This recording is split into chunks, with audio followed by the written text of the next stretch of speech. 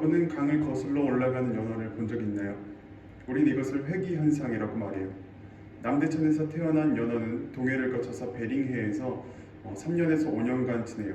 그렇게 약 1m가량 성장한 연어는 11월 중순이 되면 산란을 위해서 다시 양양 남대천으로 돌아와요. 이때 하루에 약 2,000마리씩 해서 전체 약 20만 마리의 연어가 돌아온다고 해요. 이 모습을 실제로 목격하게 되면 자연의 경이로움을 알 수 있게 되죠. 그런데 우리의 인생을 연어에 비교해 볼게요. 만일 여러분 연어라면 힘들게 강물을 거슬러 올라가시겠나요? 강의 흐름을 역행한다는 것은 쉬운 일이 아니에요. 많은 에너지를 필요로 하죠. 어쩌면 중간에 모든 힘을 소진하고 죽을 수도 있어요. 힘들게 목적지에 도착해도 이게 문제예요. 결국 연어의 결말은 죽음이니까요. 우리의 인생이 연어와 같다면 이것은 미련한 짓이라고 생각해요. 세상의 흐름에 역행하는 것은 바보들이나 하는 짓이에요. 지금은 오히려 세상의 흐름보다 앞서가야지 성공한다고 믿고 있으니까요. 실제 우리의 삶은 최근 2년 동안 많은 변화가 있었어요. 그동안 IT 업계가 유망 직종이긴 했으나 사회의 전면에서 떠오르는 속도는 어느 정도 보통 수준을 유지하고 있었죠. 그러나 코로나 사태 이후 IT 업계의 발전은 단순히 빠르다고 말하기 힘들 정도로 급성장했어요. 세계적인 전염병이 인류의 기술 발전을 촉진시켜버린 것이죠. 이때 사람들의 반응에 따라 성공과 실패가 갈려요. 코로나라는 위기는 이미 닥쳐왔어요. 이때 사회의 흐름상 IT 기술을 빨리 접목한 사업가는 성공을 거두었고 IT 기술의 미온적인 태도로 일관한 사업가는 경제적인 큰 손실을 입었죠. 교육, 요식업, 쇼핑, 유통, 엔터테인먼트 등 거의 모든 분야에 해당하는 이야기예요. 이미 우리 사회는 누구보다 빠르게 또 남들보다 다르게 앞서 나가는 것을 미덕이라고 생각해요. 따라서 이러한 시대적 흐름에 역행한다는 것은 거의 미친 짓으로 봐야 되는 거죠. 교회라고 다를까요? 이 시대의 흐름을 보세요. 실제로 어느 한 초등학생의 입술에서 교회는 이 세상에서 없어져야 할 악이라는 말이 나왔어요. 어른들의 인식이, 아이들의 인식이 교회는 악한 곳으로 비춰지고 있어요. 더 이상 교회는 사회의 선순환으로 인정받지 않아요. 종교는 이 합리적인 시대에 어울리지 않는다고 보는 거죠. 그런 의미에서 신앙을 지키는 우리들은 이 시대에 어울리는 사람들은 아니에요.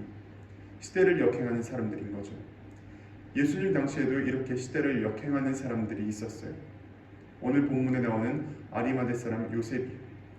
사회적인 인식과 사람들의 시선을 뿌리치고 예수님의 십자가 앞으로 나아갔던 이 사람들은 분명 연어와 같은 사람들이에요.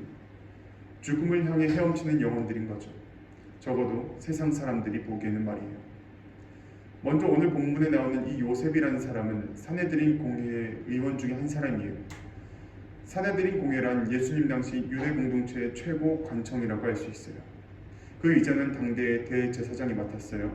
그리고 의회는 보통 가장 유력한 제사장들과 지도자격의 서기관들, 그리고 장로들, 그리고 명망 있는 평신도 71명으로 꾸려져 있어요. 당시 로마 사회는 사내들인 공회의 사회 법률적인 모든 권한을 제한했지만 종교적인 결정에 있어서는 그 권위를 인정하고 있었어요. 그러니 사내들인 공회는 아직까지도 유대 사회에서 종교적으로 막강한 권한을 행사할 수 있었던 거죠. 유대인들의 자치기구 중 최고의 권위라고 봐도 무방해요. 요셉은 바로 이러한 의회의 일석을 담당하고 있었어요. 뿐만 아니라 공회 안에서도 의로운 사람으로 인정받았던 사람이에요. 즉 요셉도 공회 안에서 나름 유력한 인사였다는 거죠. 그런데 예수님의 십자가형은 다수의 공회원들에 의해서 이루어졌어요. 의장부터 시작해서 대부분의 유력한 인사들이 예수님의 십자가형에 동참했던 거죠. 이런 상황에서 요셉은 공회의 결의에 동의하지 않아요. 이것은 요셉이 예수님의 무죄함을 인정하고 있었다는 거죠. 따라서 요셉은 사회적인 흐름에 역행하는 모습을 보여주고 있어요. 요셉의 이러한 모습은 사회적으로 위험하다라는 인식을 받을 수 있어요. 심지어 요셉은 십자가 처형 이후 빌라도를 찾아와 예수님의 시신을 요구해요. 그리고 언젠가 요셉 자신을 위해 준비했던 무덤에 예수님의 시신을 안치하죠. 요셉의 이러한 행동은 정적들에게 자신의 영린을 노출하는 위험한 행동이에요. 요셉 본인도 예수님의 제자라고 인정하는 꼴이니까요. 요셉은 어째서 이러한 행동을 했을까요? 사회적인 흐름을 거부하고 시대를 역행하는 이 미친 짓이 어째서 가능했던 걸까요? 그 단서가 본문 51절에 나와 있어요. 51절 말미에 요셉을 이렇게 소개해요. 그는 유대인의 동네 아리마대 사람이요 하나님의 나라를 기다리는 자라. 우리가 주목할 부분이 여기 있어요. 요셉은 하나님의 나라를 기다리는 자였어요. 그의 믿음은 오늘만 사는 믿음이 아니라 내일의 소망을 가진 믿음이었다는 거죠. 비록 그 내일의 소망을 향해 나아가는 그 길이 위험하다 할지라도 그는 이 길을 포기할 수 없었어요. 왜냐하면 믿음으로 나아가는 이 길 끝에 무엇이 기다리고 있는지 확실하게 알고 있었기 때문이에요. 강물을 거슬러 오르는 연어를 보고 있으면 인생에 많은 교훈과 생각을 더해줘요. 거친 물살을 헤치고 나아가는 과정은 미련해 보일지라도 그 끝에 가서는 숭고한 희생과 사랑 그리고 미래에 대한 기대와 소망이 나타나기 때문에 그래요. 연어는 강물을 거슬러 오른 후 목적지에 도착하면 그곳에서 산란을 시작해요. 산란을 마친 연어는 암수 모두 지쳐서 죽어버려요. 하지만 그 죽음 뒤에는 수많은 새로운 생명이 기다리고 있어요. 비록 오늘의 연어 암수 한 쌍은 그곳에서 죽었지만 그 한 쌍의 죽음으로 약 3,000개의 새로운 생명을 기대할 수 있는 거죠. 요셉은 분명 하나님의 나라를 기대하는 사람이었어요. 이러한 그의 믿음이 좀 더 구체적으로 나타나는 단서가 하나 더 있어요. 본문 53절이에요. 이를 내려 세마포로 싸고 아직 사람의 장사한 일이 없는 바위에 판부담에 넣어두니. 요셉은 예수님의 시신을 세마포로 쌌어요. 세마포는 당시의 부자들이나 사용하던 장례의 의였어요. 그리고 당시 이 세마포에는 영생이라는 의미가 담겨져 있었던 거죠. 즉 요셉은 예수님의 부활을 소망하고 있었다는 것을 우리가 알 수 있는 거예요. 이런 모습을 볼 때 요셉의 믿음은 오늘만 사는 믿음이 아니었어요. 내일을 바라보는 믿음의 사람이었던 거죠. 그에게 내일이란 부활하신 예수님을 통해 언젠가 이 땅에 하나님의 나라가 이루어질 거라는 소망이 있었어요. 여러분, 오늘만 사는 믿음은 절대 현실을 이길 수 없어요. 현실적인 문제가 항상 눈앞을 가리기 때문에 그래요. 현실적인 문제 앞에서 많은 사람들이 낙심하고 예수님을 떠나가요.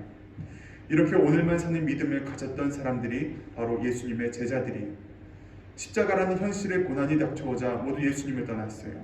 심지어 베드로는 3번씩이나 예수님을 부인하기 이르죠. 하지만 내일을 기대할 수 있는 사람들은 당장 오늘의 일로 낙심하지 않아요. 왜냐하면 내일이 있기 때문에 그래요. 비록 예수님은 죽었지만 다시 살아날 것을 확신하는 것처럼 오늘 우리들이 가진 현실의 문제는 심각하다 할지라도 결국 하나님께서 우리를 책임져 주시고 그 어려운 가운데에서 건져 주실 것을 믿는 마음으로 우리는 살아야 하는 거죠. 비록 2030 우리 세대의 내 집 마련의 꿈은 좌절되었어도, 자녀 계획의 꿈이 좌절되었어도, 결혼의 꿈이 좌절되었어도, 취업의 꿈이 좌절되었어도 우리는 연어처럼 세상을 거슬러 하나님이 계신 그곳을 향해 나아가야 돼요. 기도를 포기하면, 말씀을 포기하면, 예배를 포기하면 얻을 수 있는 시간적인 여유가 생겨나요. 신앙을 포기하면 세상과 더 쉽게 타협할 수 있는 여지가 생겨나요. 하지만 그럼에도 불구하고 우리는 인생이란 강물을 믿음으로 계속 헤엄쳐 나가야 돼요. 왜냐하면 이 길 끝에 생명이 있음을 확신하기 때문이에요. 세상에는 타협할 일들이 참 많지만 믿음만은 타협해서는 안 돼요. 복음은 타협하는 게 아니에요. 그리고 복음은 설명하는 게 아니에요. 복음은 이미 선포된 것이고 믿음은 확정된 길을 따라가는 거예요. 인생의 성공보다 더 중요한 것, 그것은 구원입니다.